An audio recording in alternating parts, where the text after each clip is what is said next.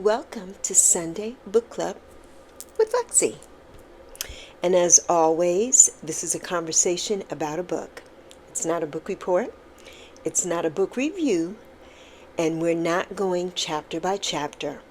We're having a conversation about a book and about the thoughts, feelings, questions, and ideas that inspire me. And maybe some of those things will inspire something in you as well.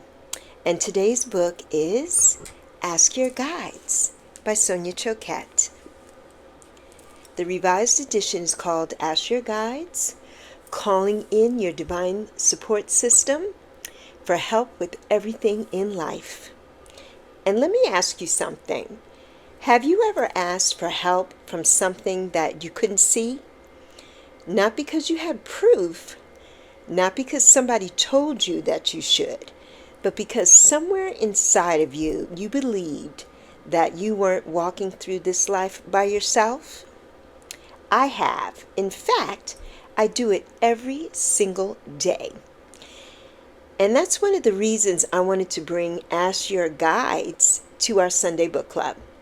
Because this book isn't introducing me to something completely foreign, right? In many ways, it puts words around something that I already believe in. And that we support, that we have support, rather, available to us always. And that we don't have to walk through everything alone. And sometimes we simply have to be willing to ask. Maybe asking for help isn't a sign that your faith is weak. Maybe asking is part of the faith. And before we go any further, I want to make something very clear. You don't have to believe what I believe. No. I'm not here to convince anybody to believe in angels or saints or guides or anything else. That's not what this conversation is about. I'm sharing what resonates with me. You can take whatever speaks to you and leave whatever doesn't for someone else. So, grab a snack and come on back and let's talk about Ask Your Guides.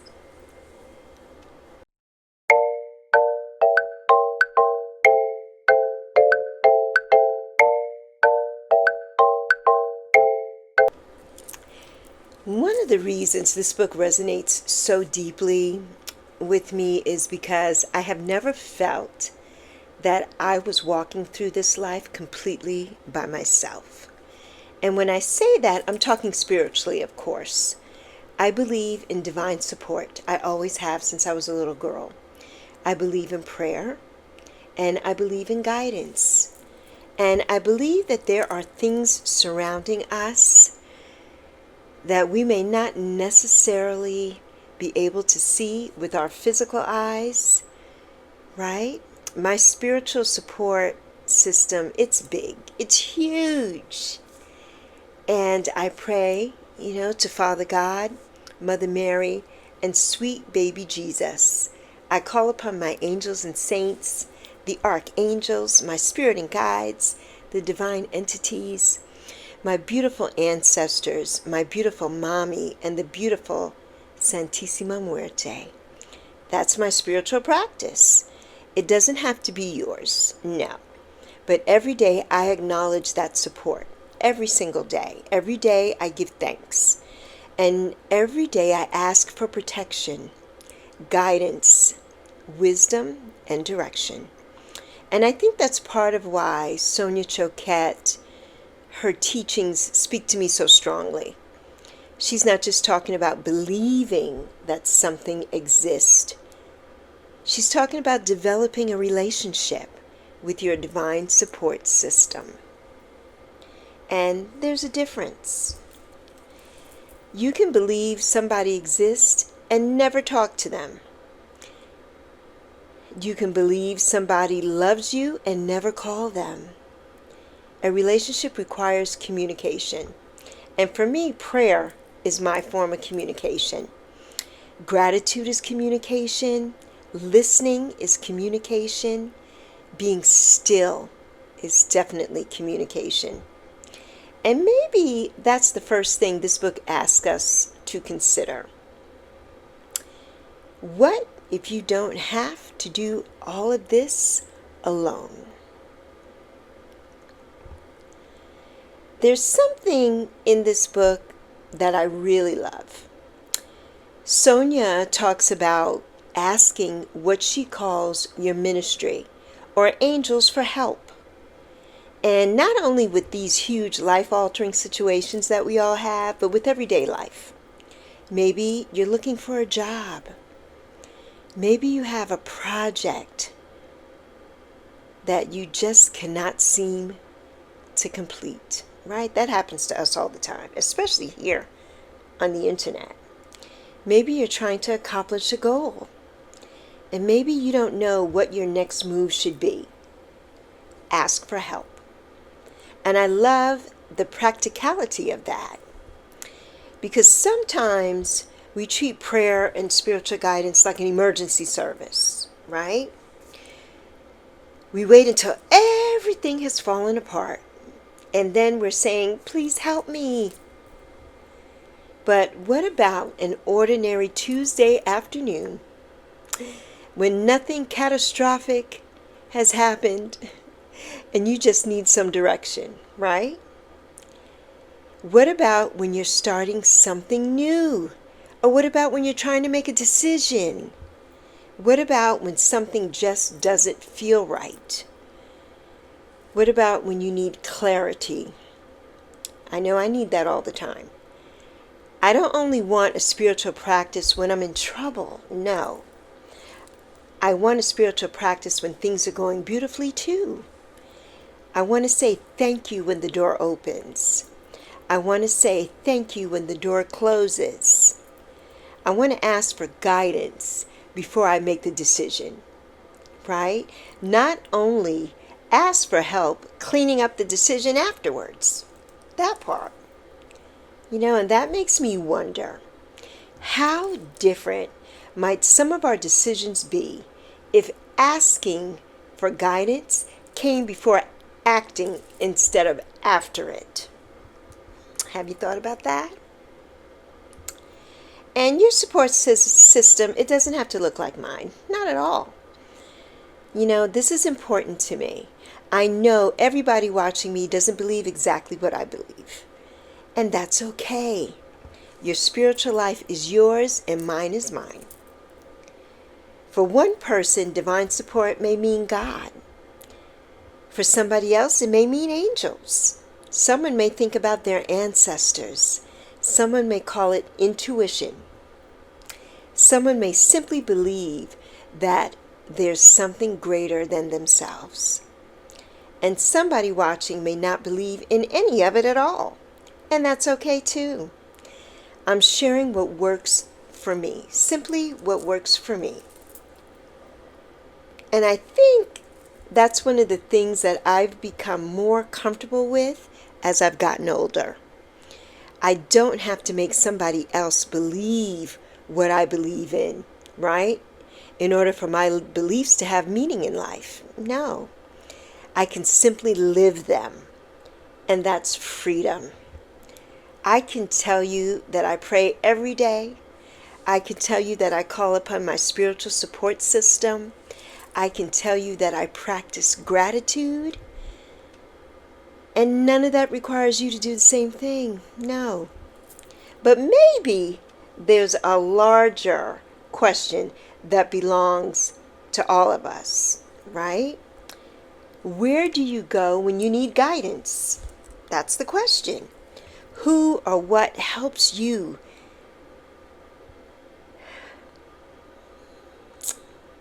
become still, right? Become still enough to even hear yourself. Who or what helps you with that? Because sometimes the problem, it isn't that there isn't any guidance. No. Sometimes we're surrounded by so much noise that we can't hear anything at all. This may be one of the biggest things that I take from Ask Your Guides. If you're going to ask for guidance, You also have to be willing to notice it. And I don't think guidance always arrives by flashing lights and booming, in a booming voice saying, if you're going to ask for guidance, you also have to be willing to notice it, right? Lexi, here's your answer. No. Sometimes it's very subtle. Sometimes it's an idea that keeps returning. It keeps returning. So, I don't know, a lot of times when I'm just speaking, to my spirit and guides, I don't know what the answers are going to be, right? I don't know what they're going to be. But sometimes we just have to ask. We just have to ask for that sign, right? Sometimes it's a feeling. Sometimes somebody says something to you at exactly the right moment. Sometimes the door opens. Sometimes the door closes too. And usually that's for the best, even though sometimes we don't see it like that. Sometimes you suddenly know that something isn't right for you. Sometimes it's a dream. Sometimes it's that first little voice inside of you that says, go this way, or don't do that. My mommy always said, follow your first mind and you'll never go wrong. And the older I get, the more I understand what she meant by that. We call it different things: intuition, discernment, a gut feeling, guidance, right? Your first mind. Whatever language you use, I think many of us have experienced those moments when something inside of us knew before our logical mind caught up. Happens to me all the time. The problem is that sometimes we ask for guidance and then argue with the answer. We ask for a sign and we get one, and then we say, well, I don't know if that was really a sign. And we ask for another one. Sometimes the practice isn't learning how to ask. Sometimes the practice is learning how to listen and learning to trust what you hear. So here's a question I want you to sit with. Have you ever known something before you knew how you knew it? Have you? Because I have. And I've learned to pay attention to that. I've learned so much to pay attention to that.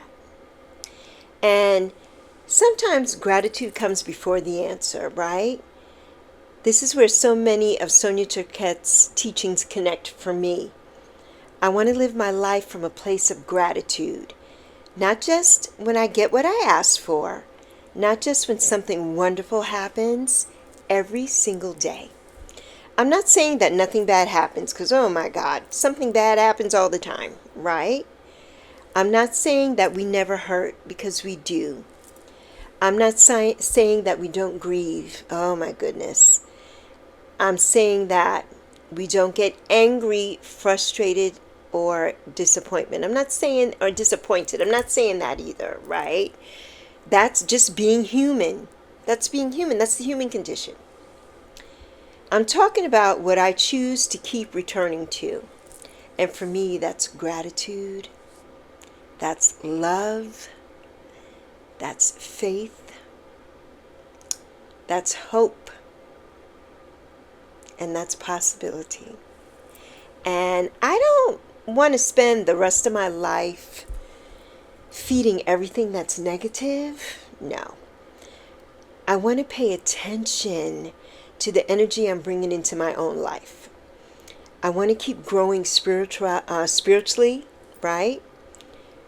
I want to keep learning. I want to keep becoming more aware.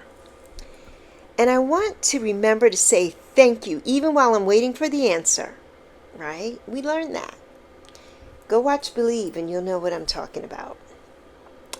Because gratitude doesn't have to begin after the blessing arrives. No. Sometimes gratitude says, I don't know how this is going to work out yet, but thank you for walking with me while I find my way.